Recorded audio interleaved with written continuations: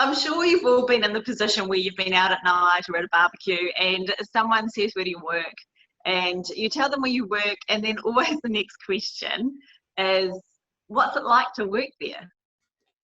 What your response is going to be demonstrates the culture of your organisation. And this is commonly known as the barbecue test, and you may have heard about it, but the power of a barbecue test is it is that real life, authentic response that someone says that displays that culture of your business. So Sarah and I like to think about culture as similar to, like an iceberg. You've got the small part of what you see on top. But like an iceberg, there's so much that's running below the surface that you can't see, you can't touch. And it's also a little bit of the unknown. And that's what we call culture. Now, welcome to our 4-part series. Our 4-part series focuses on culture and giving you tips, tricks, and techniques that you can practically apply to your business. And one thing that I really want you to focus on as you go through this is raising that self-awareness, because culture is around the belief system. It is around looking at what our values are that we're bringing to the table. It's what becomes our norm. And when we have a culture in place, that of course affects the way we treat ourselves, the way we treat each other, the way we treat our team, our greater teams, and also our customer. So let's start with culture first, and let's see how we can share with you practical tips that you can apply. And it's funny, isn't it, Kirsten? What we also hear after we've talked about, well, what is culture? The very first question that always comes up is, well, why is it relevant? And it's actually a great question. And it's really relevant in all of our businesses because just like you and me, we've got fingerprints on our hand and they're unique. They belong just to us. And actually in all of your businesses, your fingerprint is what we call your culture. It's completely unique. It belongs to you and it can't be copied. And actually that unique identifier is the thing that genuinely separates you when you're in the same industry and you're doing the same thing as other businesses. It's the thing that separates you from everyone else. It's the thing that gives you your competitive edge, simply because it can't be replicated. So when we have a culture that's truly unique and doing all the things that we want it to do, it's really positive and constructive, we end up with the ability to create a world-class brand. We have the ability to have better financial performance, and all the accountants out there will love to hear that. It gives us better market presence, and it also helps us, and the people within it, of course, to be a lot more innovative in their day-to-day thinking. And the reason those results can be achieved is because we have people who are engaged in the workplace. We're able to retain people for longer because they have a really great sense of belonging.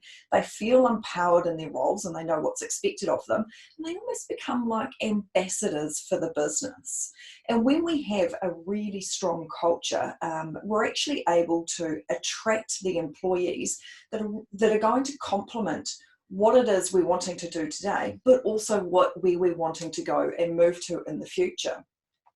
And a recent survey by Workforce Insights indicated that 74% of workers were viewing searching for a job not just as a way to earn money, but actually as something that sat with them as part of who they are and what an identifier for them was going to look like. And actually 78% of those people had said that the culture in the workplace was actually going to be one of the strongest indicators as to whether they were likely to accept or decline an offer that was on the table. And culture, isn't it, Sarah, is actually becoming one of the biggest pivotal decision-making points. And I even heard it yesterday. I had Sarah doesn't know this yet, but yesterday I was in a session and a guy came up to me and he just said, I love working for this organisation. And we were looking at, values and beliefs and putting it into a business plan. And he said, is that okay when everything aligns? And I went, that's just magic. That's actually what you want, is that alignment. And he is actually a person that does, he challenges the norm and he puts it out there, but they've got a really robust, healthy culture where people's values and beliefs are aligned and everyone is in an environment where they can express themselves, be authentic and contribute to the greater growth. Now with culture, we want it to be living and breathing, and it's a great way of thinking about it is it's like the pulse of your organisation. And so what you can do is what we call a temperature check, and a temperature check can be as comprehensive or as ad hoc and informal as you would like it to be. So what I'd like to do is share with you right now is just a quick little 5-minute temperature check, short, sharp, simple, that Sarah and I have had other businesses doing for many years, and it's just something really good that you can check the pulse, check the temperature of what that culture is about.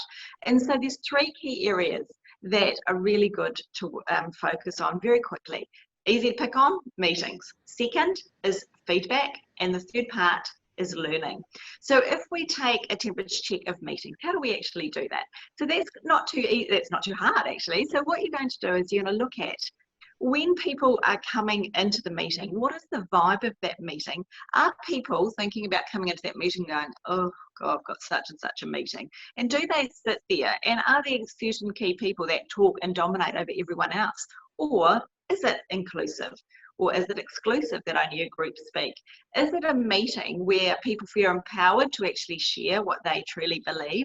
And are they able to have robust conversations around that? Is it one where people leave, with clear actions, clear roles and responsibilities, but also with that determination, that clarity and the transparency of what they do next, so they are inspired as they walk out of that meeting?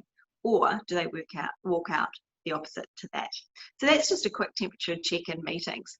The second part that we want to go through is feedback. So a quick temperature check on feedback is once again around inclusivity. Is it feedback when it's given? Is it given with the right intent? And what style is it presented in? How is it actually received? Is feedback something in your organization that you actually support, that it is two-way and that it is constructive and it is healthy when people can give positive feedback backed with facts and also constructive feedback? So what is that feeling around feedback? Is it something that you really promote and really nurture? And the third one is around learning. How is the openness to learning? Is it when you're talking about learning and development, they get really defensive, or is it something that they embrace? So there's 3 really quick temperature checks that you can do within a couple of minutes on meetings, feedback and learning. And just remember, culture is known to be said as it's an evolution, not a revolution. So now you know what culture is and why it's important. So the time now is to get started and download your culture temperature check checklist below. So click on the link, see how you're going in your business, and we would really like to hear the comments on how you've gone.